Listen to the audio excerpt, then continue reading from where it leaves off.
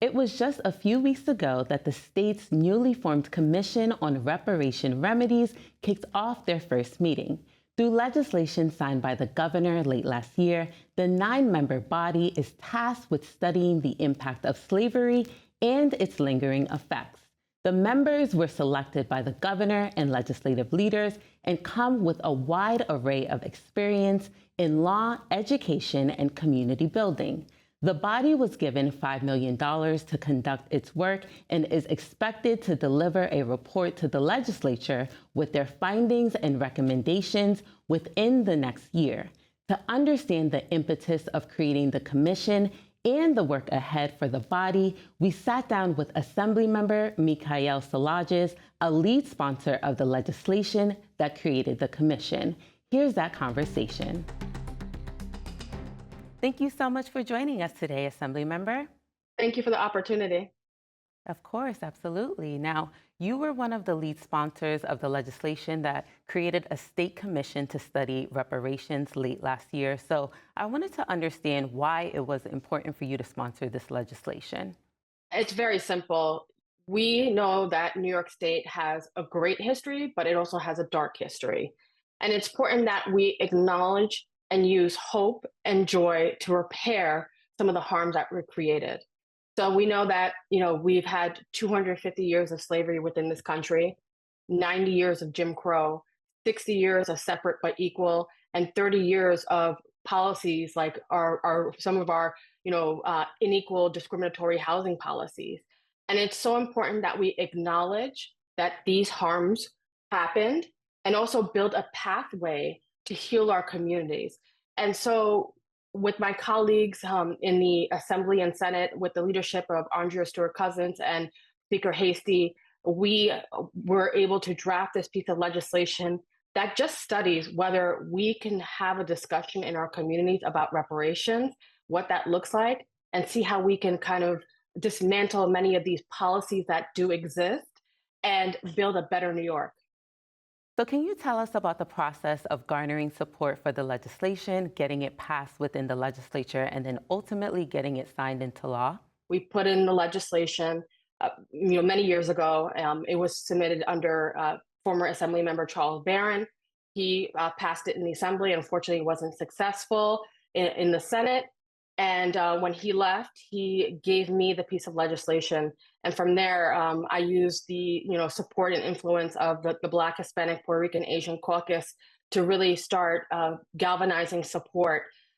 As I said, our leadership was great. They organized members to have discussions, to talk about how we can improve the legislation.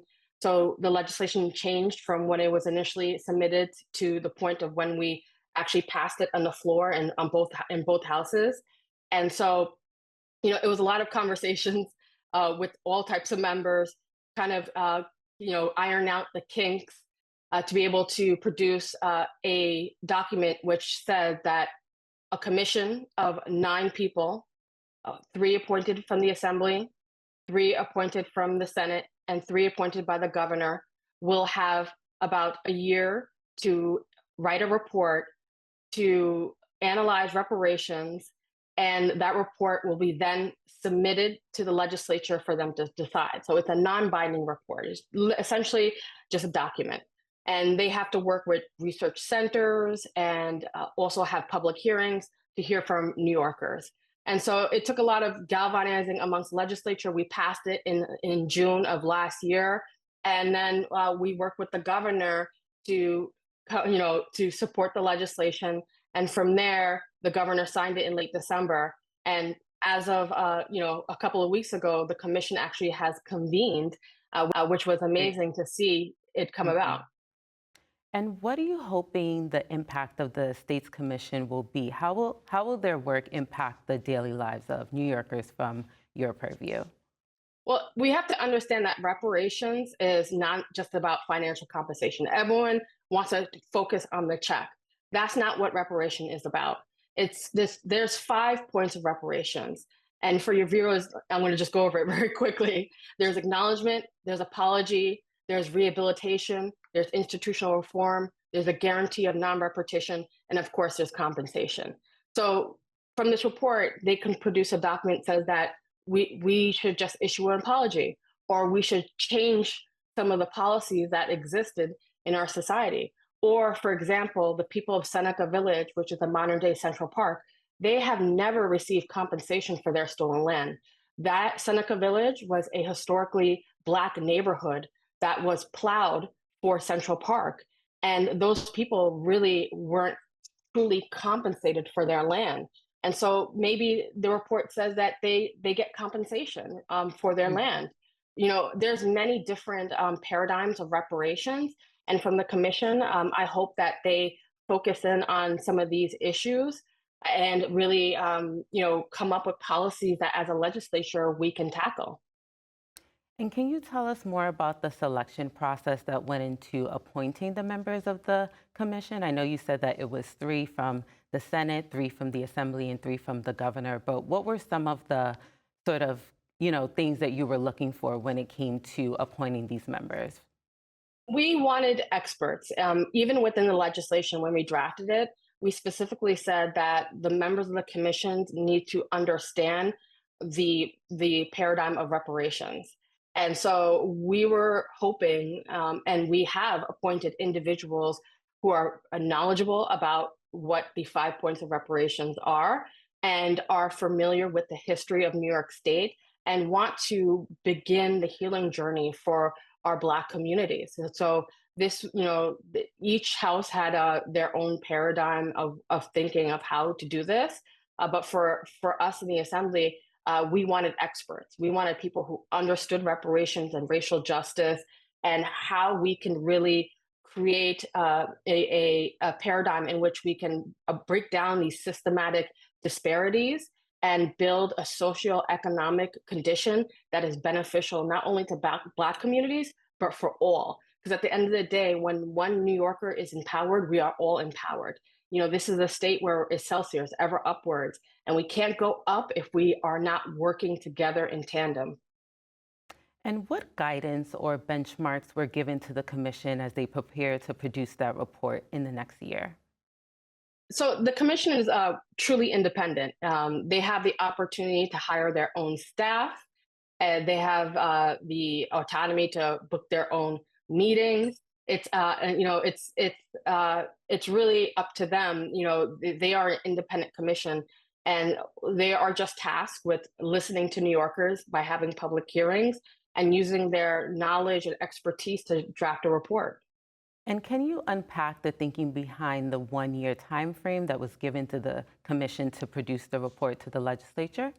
I know many of the commissioners complain about the shortened timeline, but I Mhm. frequently see in my history that when government is tasked with drafting a report or some type of document, it gets delayed. And so the thinking behind putting timelines is to ensure that this work is done expeditiously. We as our communities cannot wait for you know years to pass to resolve some of these socioeconomic issues.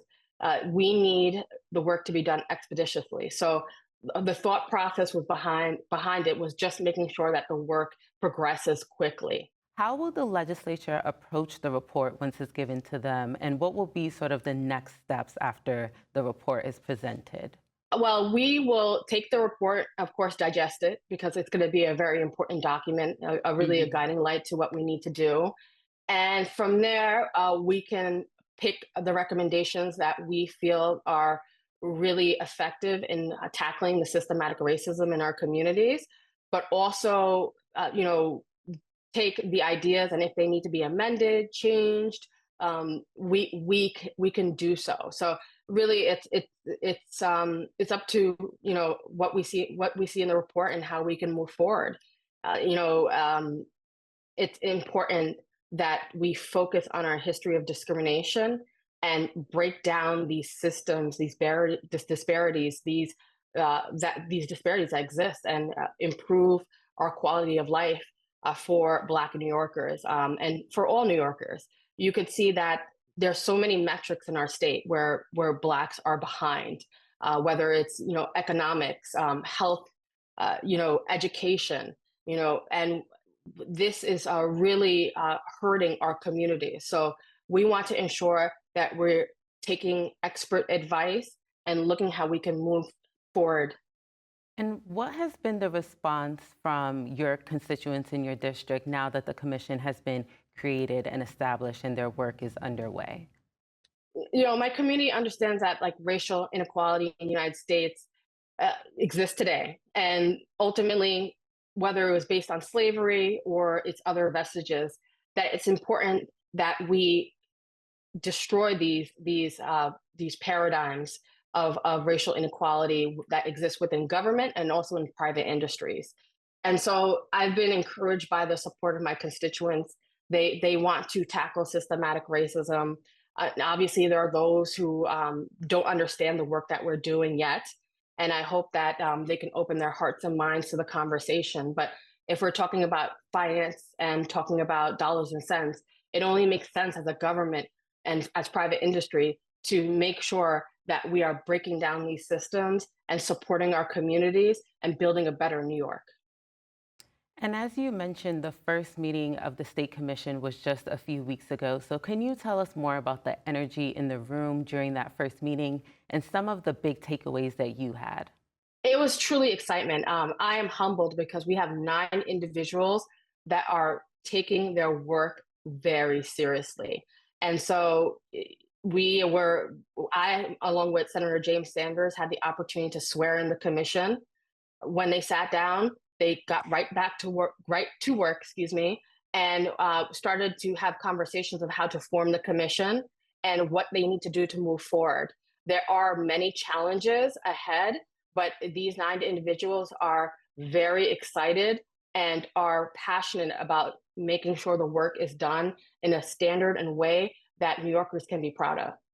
And now that the commission has been established and their work is underway, how are you hoping to build on this work and continue, focusing on this issue heading into the next legislative session?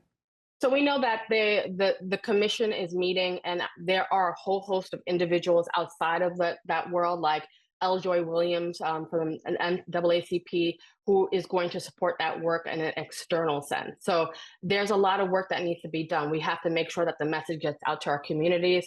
We also need to make sure that we're educating people on reparations, because it's important that they know that this is a way to actually shift and create policy changes in our community. So it's going to be a lot of educating, a lot of talking to community members and getting them excited about this opportunity to engage government and private industries in this way. And lastly, looking ahead, where do you see the conversation around reparations on the state as well as on the federal level in the years to come? What are you hoping to see moving forward? I come from Long Island, I tell people, and when there's a conversation around reparations and chattel slavery, uh, people want to focus on the part of reparations that's just chattel slavery, and I think that's very important. However, Blacks have been discriminated in the state more often than not. For example, on Long Island, one of the greatest housing programs was created, was the Levittown houses, the first suburbs. And if you see within the deeds of those houses, uh, they excluded Blacks from owning those homes. It said in the deeds, Blacks cannot own these homes. We, as a community, were never given reparations for that. We've missed the opportunity to gain generational wealth. And so I want my community and New Yorkers to focus on the travesties that happened from chattel slavery and beyond to modern day, and know that Blacks have been put at a disadvantage. And in order for us to move forward as a society, we need to work together to fix those issues and to repair our communities. So I just look forward to seeing in the conversation. My expectations are very open and low, in the sense that this is not about me, that this is about New Yorkers. This is about us having a conversation and then getting the report and then moving forward as a society, because we cannot move forward, we cannot go up if we are not together on the same page and fixing the harms that were created in the past. Well, certainly a lot to look forward to, but unfortunately, that's all the time we have for now. We thank you so much for taking the time to speak with us, Assemblymember. Thank you. And we were speaking with Assemblymember Michaelle Solages of the 22nd Assembly District. For more information on the work of the body and its members, you can visit our website. That's at nynow.org.